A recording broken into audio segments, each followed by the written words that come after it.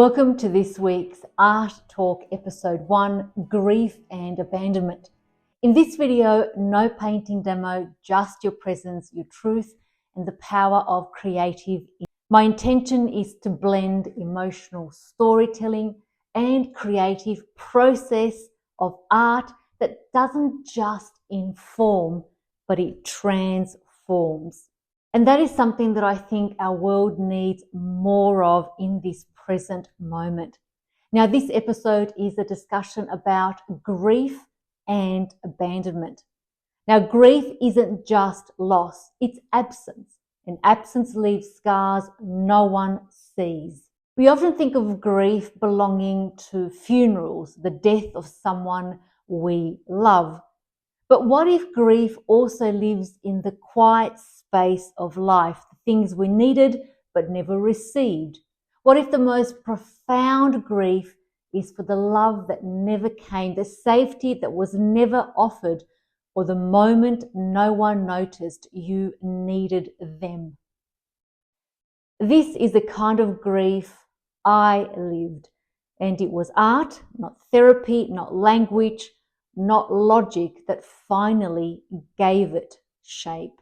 I didn't know it for a long time, but that silence, that absence was my form of grief. Not a loud grief, a frozen one. A grief that painted itself into my nervous system.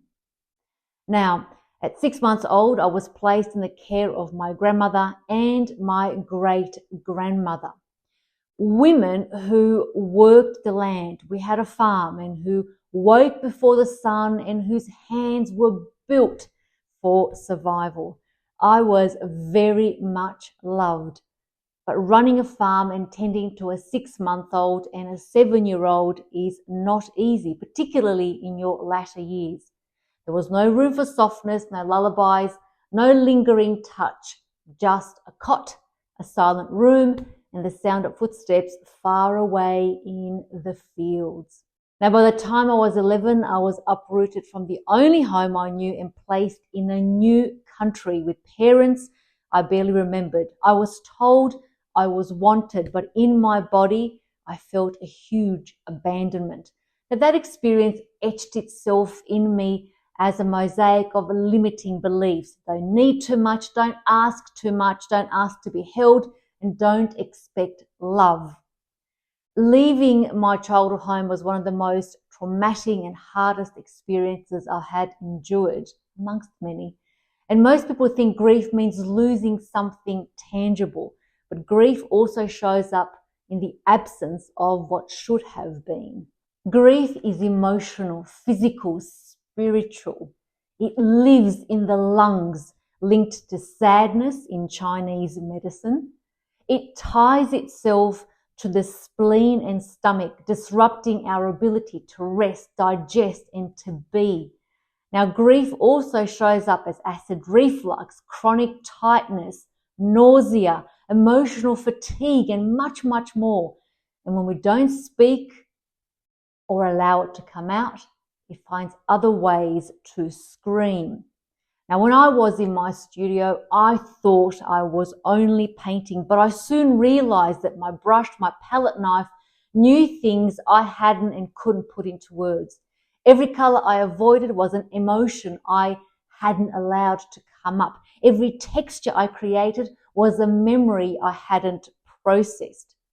I also noticed through teaching that people afraid of bold colors often felt that they took up too much space.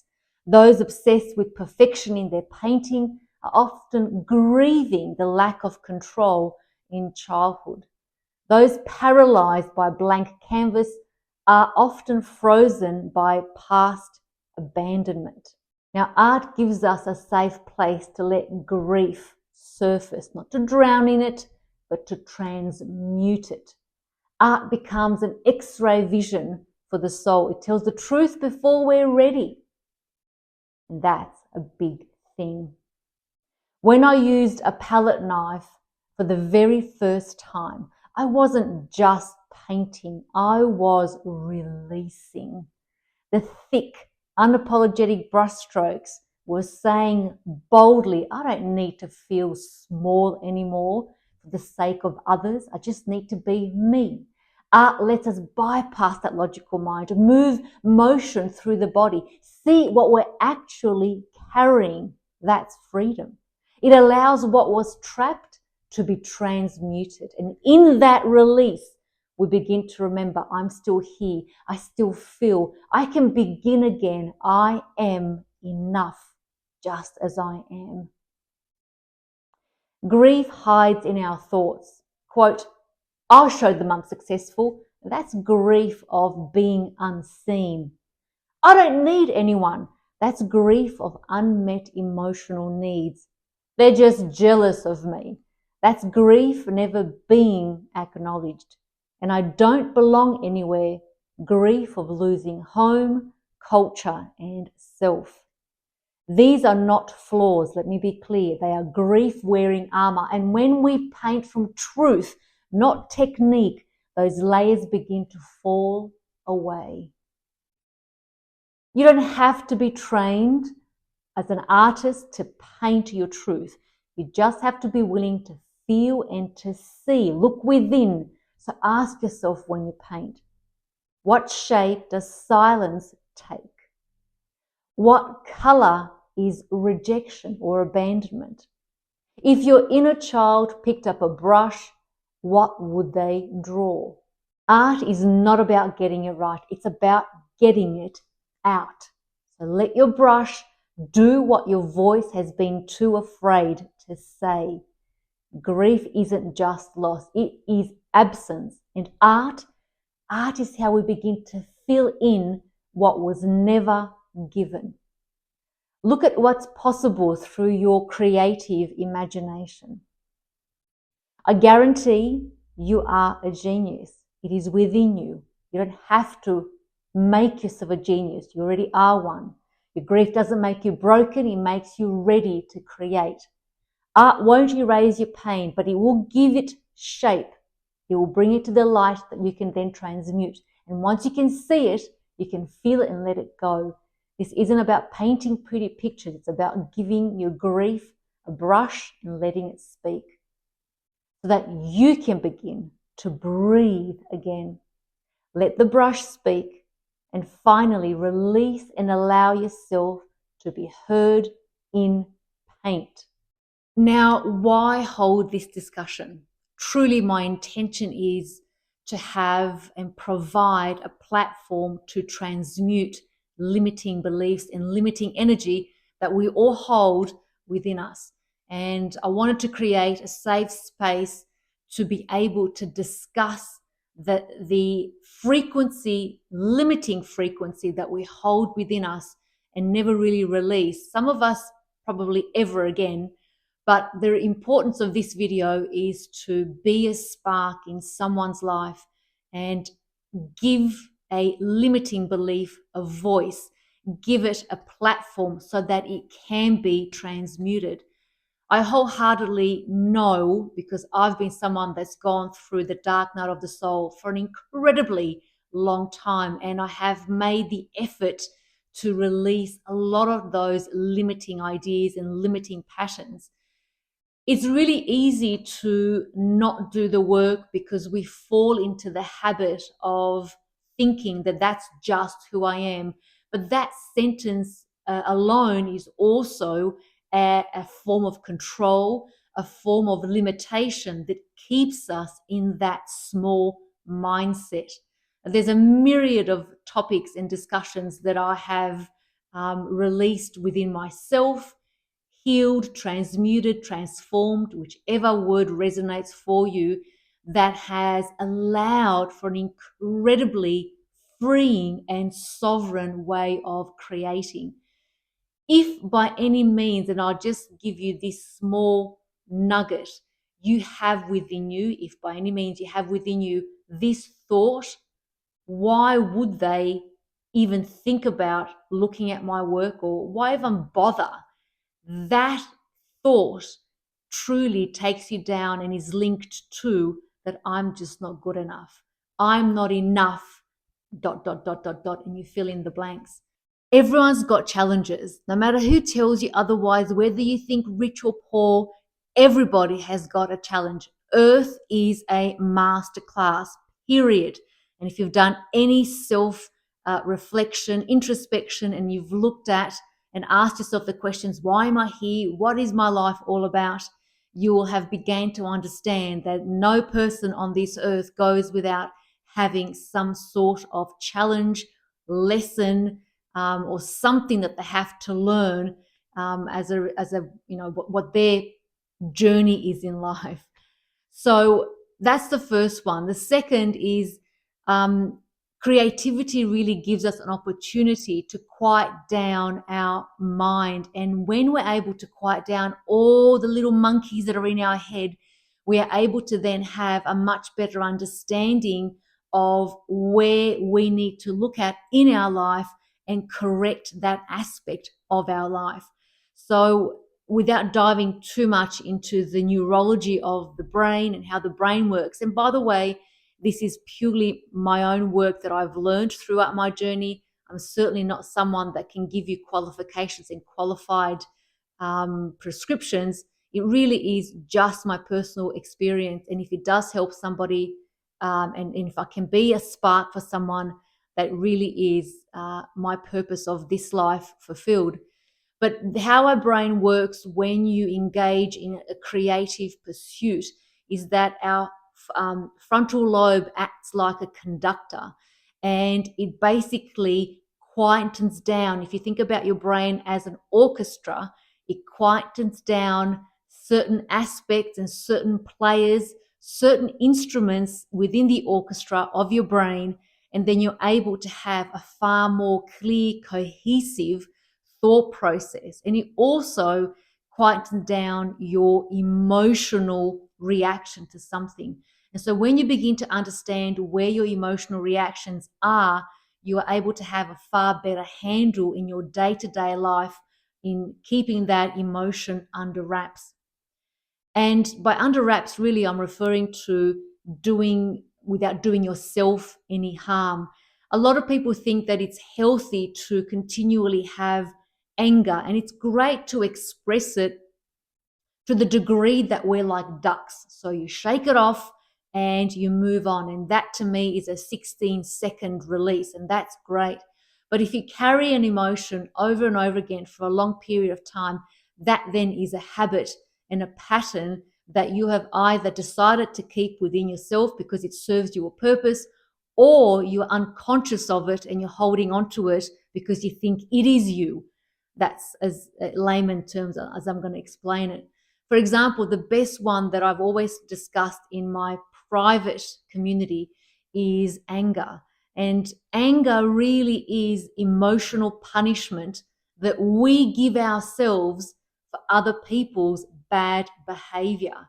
And when you realize that holding on to anger, you're really just punishing yourself, then the anger that you're holding is really doing damage more to your mindset, to your physiological body, and to your psychological calmness and your sense of peace.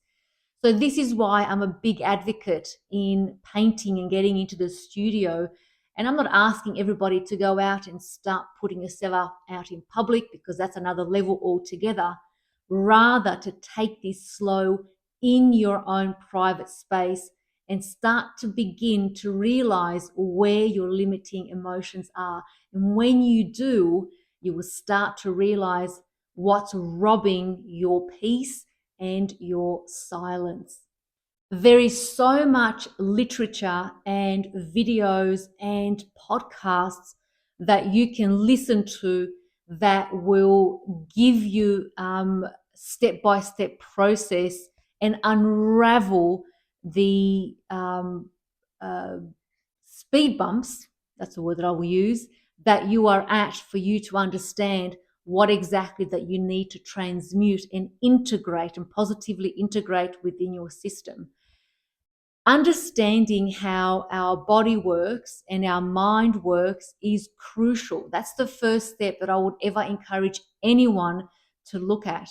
And once you have an understanding what this body is, this incredible piece of machinery, you will begin to understand very quickly that you are the creator of your own reality. You are literally a projector.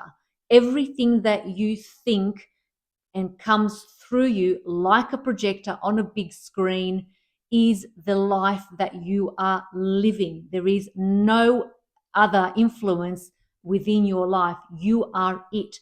And that's a big statement because that means we are now having to take accountability and responsibility of our lives, our actions, and how we live. This is huge. Most people, of course, are wanting to have a messiah and wanting to have someone else take care of their problems, or they live in victim consciousness.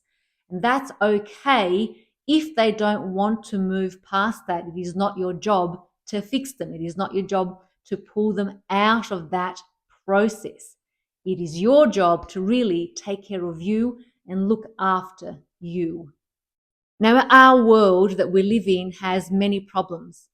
The biggest problem that I feel is lack of self-leadership. And that is where our community on a small micro and macro scale falter. Self-leadership means self-accountability and self-responsibility. You are no longer blaming the world or anybody else outside of you. You are now the leader of your own life. That is a great place to be at, because no matter how much I have a bad day, no matter how many things go wrong in my life, and yes, I have a spout, and yes, I absolutely have a bit of a pork chop moment, keep it general. I certainly, every single time after I cool off, I come down to earth and think, right, what can I do about it? What are my steps? Where did I make the mistake? What can I learn from that? And how can I move forward with it? That is really as simple as it gets. So, as I've started to mention in this episode, this one was all about grief and abandonment. And we all have a certain pattern within us that stems from childhood, and a pattern that basically then plays out in every way, in every aspect and part of our life. And then sometimes you think, well, surely I wasn't responsible for that. But when you understand and you fully know, not just believe, know how that pattern behaves and how you behave as a result, and then that's what comes into your life. Once you shine a light on it, once you release it from your system, integrate it, you will quickly begin how those experiences, you will see it very quickly. That experience will fall from your life. Now, the one thing that I'm going to say here, which a lot of people are probably not wanting to hear, when you go down the path of change, of knowing yourself, of self-awareness, self-accountability, self-responsibility, the path of raising your consciousness, a lot of the things that are in your life will fall away. And that means friends, people, places, and things will change. That's just the normal outcome of change. So why don't people change? Because they don't want to lose what's familiar for them. Because a lot of people would rather sit in the negativity that they know, in the pain that they know, versus risk something that they do not know. That's a real thing. And one of the things about me that I know is my superpower is I jump into the fire. Sometimes it has burnt me, but I very quickly learned how to come out of that fire. And these are very quick lessons and very quick shifts in my life. But one big reason for that, of course, is because I've had such big shifts in my childhood that I've learned not to fear change. I've learned not to fear something that was difficult. If you feel comfortable, share some of the moments in your studio that have acted as a redirection, or have acted as a source of disappointment or unworthiness. And how is it that you've come and overcome that? That's a really important thing to acknowledge. I really do thank you with all my heart for holding this space of openness, for holding this space of learning, and for allowing change into your life. Never ever allow anyone to cross your values and boundaries in life. And if they have, it only means that your values weren't strongly integrated within you. Art will give you the opportunity to strengthen yourself, because as an artist in your studio, there is no one else there. You are not against anyone else. It is you against you. You can't complain to anyone. You can't take it out on anybody, because if you make a mistake, it's your mistake and you have to correct it. So understand that firstly, and then please be a little bit less tougher and less harder on yourself. I thank you all for watching. I thank you for your attention and for your time and for your kindness and open-heartedness to transform and become free, sovereign, human, creative being. Remember, while you are in this world, you truly are the light of this world. Own it, paint it, and let it shine through you. Until next time, bye.